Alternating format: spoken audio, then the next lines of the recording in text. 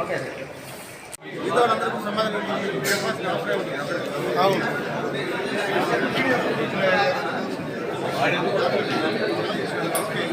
Media పురిగి మనోళ్ళు ఎందుకు పోతున్నారు ఓడిపోతున్నాడు.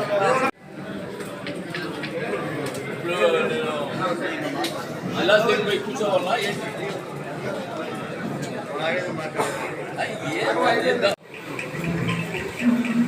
ఇప్పుడు తీయండి చేతులు ఆడిపోయి ఉందా ఏం చేస్తారు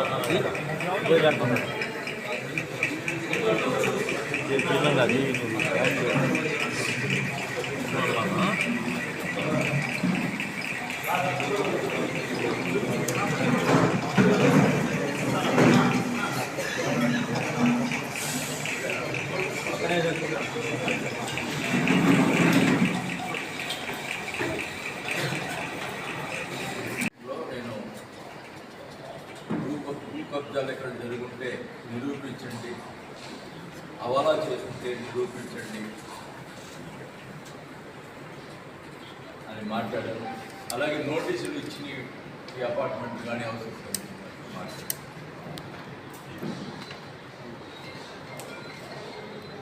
మరి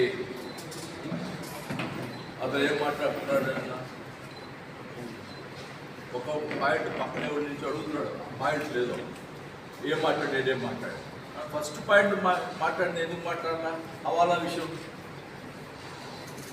పాయింట్గా అడుగుతూ ఉన్నావు. ఫస్ట్ మాట్లాడే విషయం హవాలా విషయం, దాని గురించి మాట్లాడలేదు.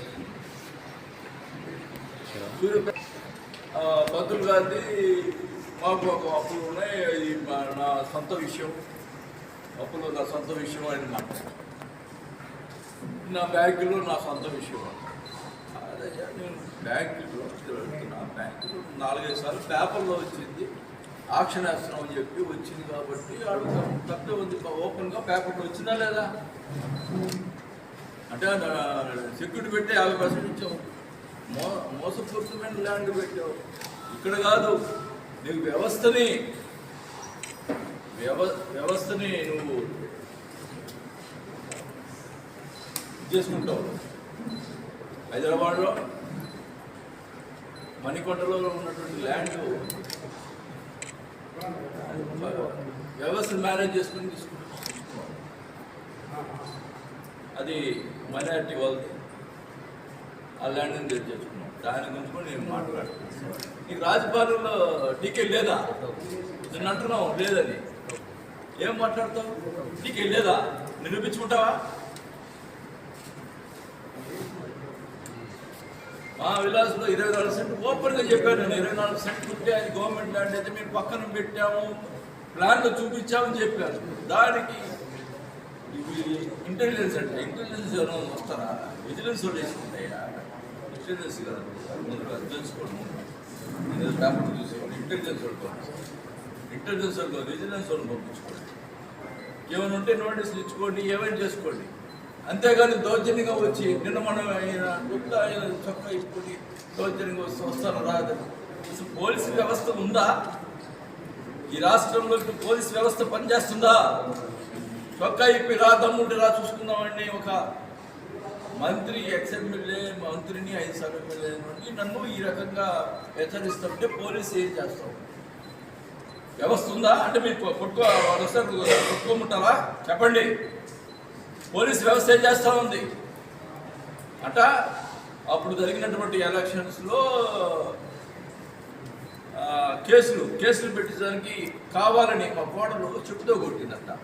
చూశారంటండి, ఆ రోజు వీడియో చూశారు. వాళ్ళు కొడుతుంటే ఇట్లా ఆపుతుంది, దాన్ని చెప్పుతో కొట్టిందని మాట్లాడుతుంది. ఎంత అబద్ధాలు! వీడియో చూపించు, చెప్పుందా చెప్పండి. ఇంత దుర్మార్గమైన మాటలు, ఇంత దుర్మార్గమైన అసలు కేసులు పెట్టేదానికి ప్రయత్నాలు ఇవన్నీ. ఈ కేసులకి మేమే లెక్క చెయ్యము, తెగించున్నాయి. ఇంకా నువ్వేదో అంటున్నావు, కొవ్వు దించుతాడంట ఆయన. వాడన్నా నేను వాడనే పదం వాడానంటున్నా. వాడనే పదం నేను వాడాను. నిన్న 5 సార్లు వాడినట్టు నేను ఆ మాట ఈసారి అంటే కొవ్వు తీస్తాను. అయ్యా ఈ మధ్య కొలెస్ట్రాల్ చెక్ చేశాను, నాకు కొలెస్ట్రాల్ ఏమి లేవు. నీకు ఒళ్ళంతా కొలెస్ట్రాల్ అయింది, బాగుంటావు పదిలాగా. ఏంటి ఇష్టం వచ్చినట్టు మాట్లాడతావు. కొవ్వు తీస్తావా? ఏం తీస్తావా నువ్వు? కొవ్వు ఒళ్ళు దగ్గర పెట్టుకో. మీరు అధికారం వచ్చింది ఏమేం చేద్దాం అనుకుంటున్నావేమో. అది పద్ధతి కాదని కూడా చేసుకుంటున్నా. మరి నువ్వు అడుగుతున్నావు ఎలక్షన్ అయిన తర్వాత వెళ్ళిపోయాడు పారిపోయాడు అని మాట్లాడుతున్నావు. అసలు నువ్వు పోయిన సార్ 2019లో ఎలక్షన్ 2 సంవత్సరాలు కనపడ్డావా? 2 సంవత్సరాలు నువ్వు కనపడ్డావా? కోవిడ్ వచ్చిన జనం గురించి పట్టించుకున్నావా? ఏమన్నా చేసావా? 2 సంవత్సరాలు. ఒక నెలకే నన్ను ఈ రకంగా మాట్లాడుతున్నావు. హైదరాబాద్ పోయి ఆడుకుంటాడు అని మాట్లాడుతున్నావు. మళ్ళీ ఏమన్నా నా పర్సనల్ విషయం, అప్పుడు నా పర్సనల్ విషయం, నా పర్సనల్ విషయం ఎందుకు మాట్లాడుతున్నావు? నువ్వు చెప్పేది ఏందా? నేనేమన్నా నా విషయం నేను మొదటి నుంచి చెప్పుకుంటా. సిగ్గు లేకుండా మాట్లాడటం మర్చిపోతుంది. నిజంగా బాధాకరమైన విషయం. ఒక మంచిగా చేయాలనుకుంటే కూడా ఈ రకంగా నేను అడిగాను కదా ఓపెన్గా, నీ అధికారులు ఉంది, భూకబ్జా ఎక్కడ జరిగిందో చెయ్యండి అయ్యా అని అంటుంటే ఓపెన్గా అడుగుతున్నా. ఇతను కావాలని ఏదోటి లేకపోయినా సృష్టించి చేసే మనస్తత్వం గలవాడు. అందుకని చంద్రబాబు నాయుడు గారిని, పవన్ కళ్యాణ్ గారిని మీరే ఎంక్వైరీ చేపించండి అని అడుగుతున్నాం. దానికి రాయల ప్రెస్లో నిన్న ఇంకా కూడా మానవత్వం ఉండాలి. ప్రెస్లో కూడా మనిషిని ఈరోజు ఉంటే రేపు పోతారు. ఎవడైనా పోయేవాడే పైకి. మానవత్వం ఉండాలి అది రాసేదానికి కూడా. ఉన్న నిజాలు రాయండి, ఓకే అండి. తప్పు చేస్తుంటే రాయండి, తప్పులేదు. నేను ఓపెన్గా అడుగుతున్నాను కదా, ఎక్కడ భూ కబ్జా చేశాడో చేయండి అడుగుతున్నాను. ఇంత ఓపెన్గా అడుగుతామంటే హవాలా చేశాడని చెప్పి గోల చేసేదే హవాలా అని. 1000 కోట్లు సంపాదించాడు. నేను అడుగుతా ఉన్నా, ఎంక్వైరీ పెట్టండి టోటల్గా. నాకు అప్పుడు మా నాయన ఇచ్చిపోయిన ఆశలో నేను ఎంత బాగొట్టాడో తెలుస్తుంది.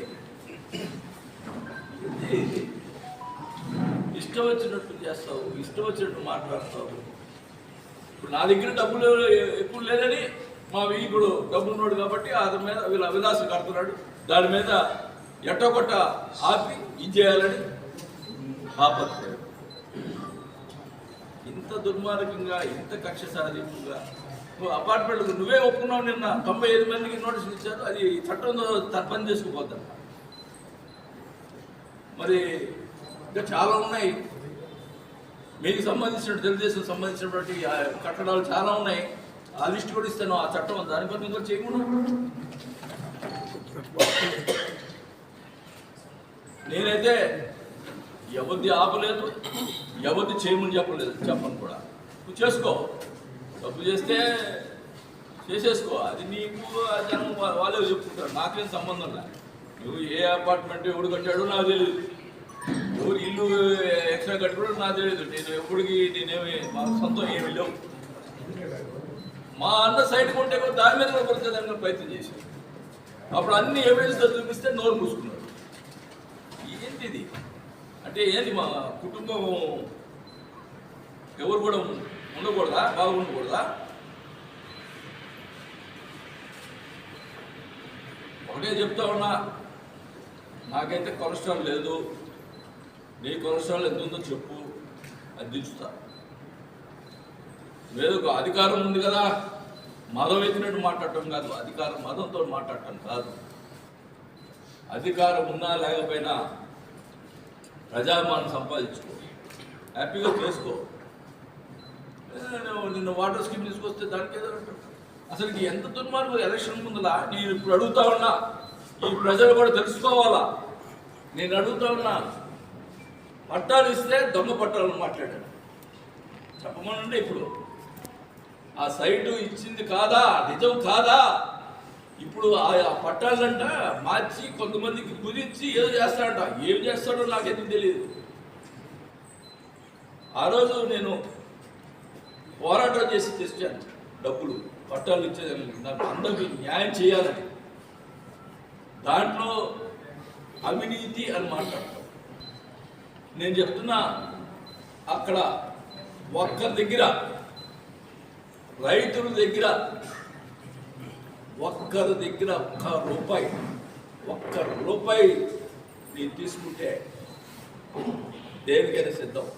నువ్వు అక్కడ ఎక్కడ అల్లూరు దగ్గర, చింతల దగ్గర ఈ గడ్డి హౌసెస్ స్టార్ట్ చేసావు. దానికి ల్యాండ్ నువ్వు బినామీ పని డబ్బులు సంపాదించుకోలేదా? నువ్వు ఎన్ని చేసినా మేలుకున్నా, కానీ నువ్వు వద్దులారా నా రాజ్యం అని చెప్పి పోతే నన్ను ఈ రకంగా మా కోళ్ళ మీద కేసులు పెట్టాలా, వాళ్ళ మీద కేసులు పెట్టాలా, వాళ్ళని తన్నాలా, వీళ్ళని తన్నాలా. నిన్నంటాడు మా అబ్బాయితో దిగవాలంతా గంజా బ్యాచ్ అంట, వాళ్ళందరూ నీ లోపల కొట్టి లోపల ఇప్పిస్తాడంట. ఏదో ఈ పోలీసు వ్యవస్థ ఉందా? ఇది ప్రజాస్వామ్యంగా ఉందా? ఆయన కొడతాడంట, లోపల ఇప్పిస్తాడంట. ఎక్కడున్నా తీసుకుని లోపల బయట తీసుకుంటాడంట. ఎవడో కొట్టింది? ఇప్పుడు ఆమె ఎలక్షన్లో, ఎమ్మెల్సీ ఎలక్షన్లో వెంకటరత్నం కొట్టారు. ఆమె ఎప్పుడు ఎలక్షన్లు పాల్గొన చేస్తుంది. ఏం ఆడవాళ్ళు గొడవ జరిగింది, దానికి కూడా నేను బాధ్యత. నీకు ఎవరైనా ఆడవాళ్ళు ముట్టముంటావు?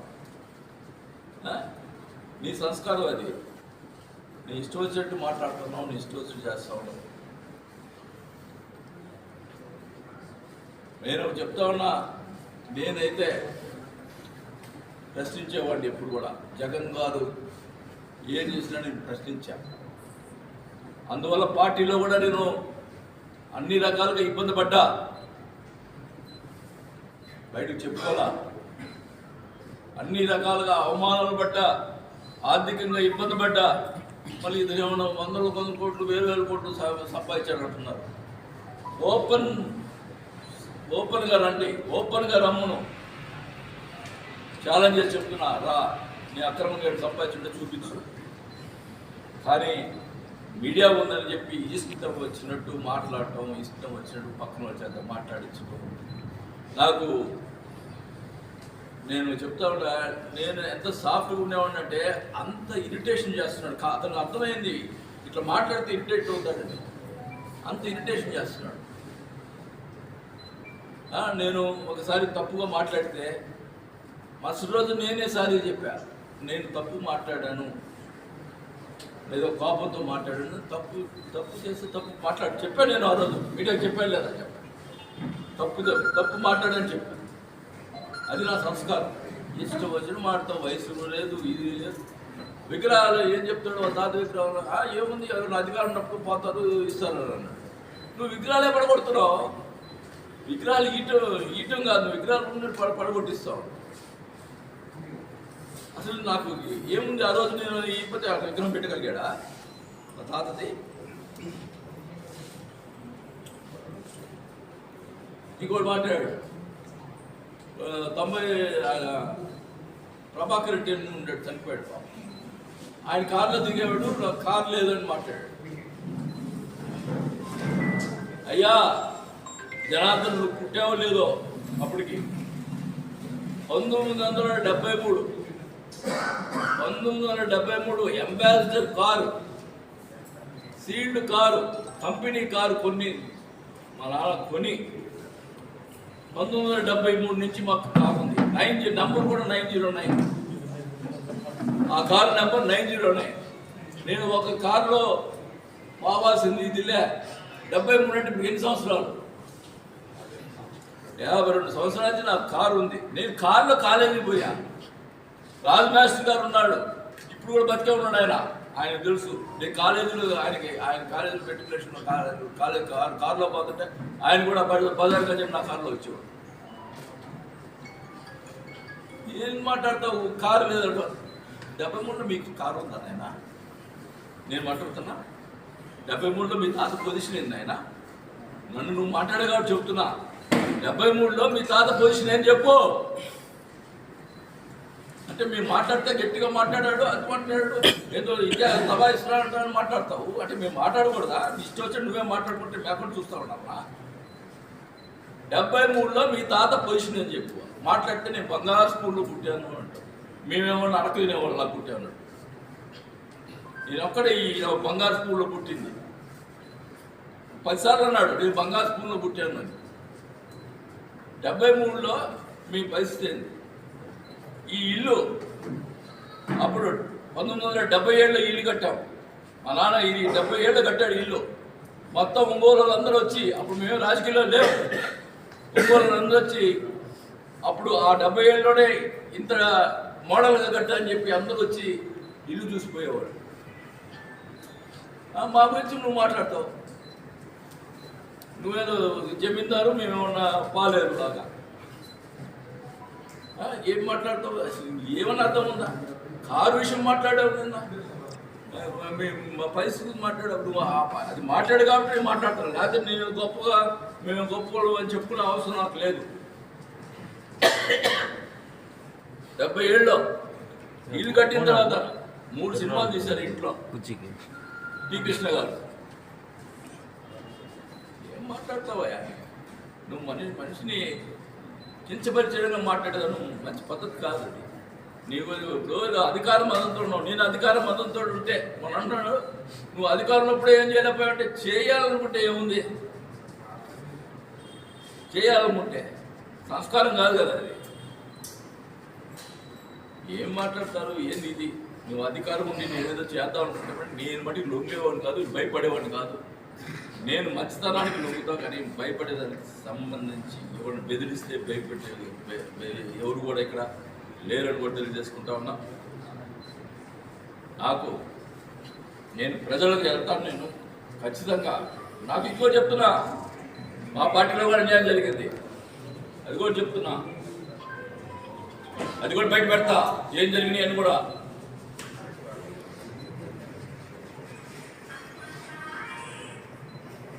అన్ని రకాలుగా ఇబ్బంది పడ్డాను.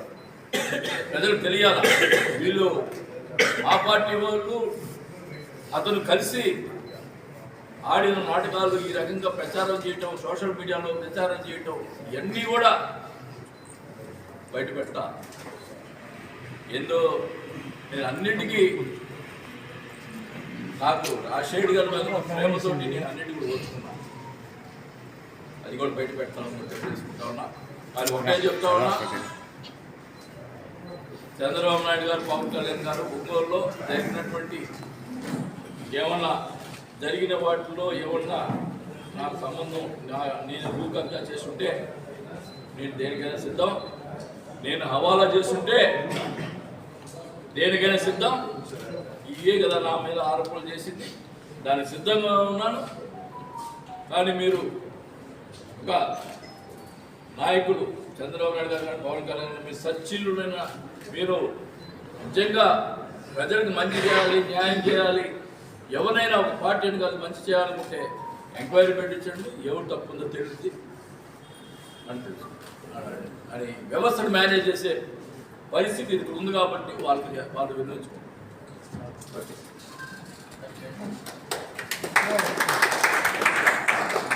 కదా నేను అపార్ట్మెంట్ వాళ్ళకి ఎవరెవరు డబ్బులు అడిగాడు చెప్పాలా? అయ్యో నీ ఎక్కడ పోతాయి? ఏ బాబు వస్తాయి అన్ని బయటకు వస్తాయి. So are going to process. అంటే వర్షాలు వస్తాయి అన్ని.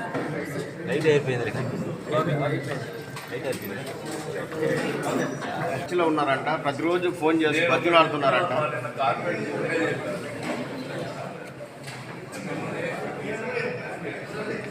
అబ్బాయి అరవ బాగండి.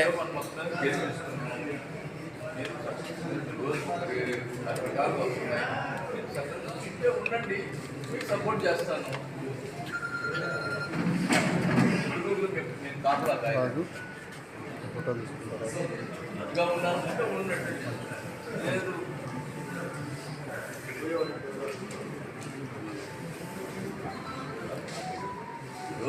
రాజకీయంగా ఆలోచించుకోవాలి.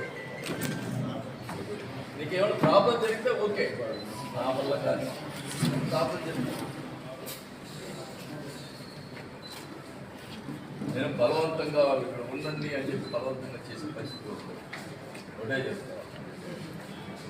నేను కరెక్ట్గా చేశాను అనుకుంటే ఉండండి. లేదు కరెక్ట్గా ఉంటాడని చెప్పండి, బయట చేస్తాను చెప్పండి. లేదంటే ఓకే, రోజు కాపలా కాలేదు కదా. అందరూ నీకు కలిసి ఉంటామని చెప్పన్నారు.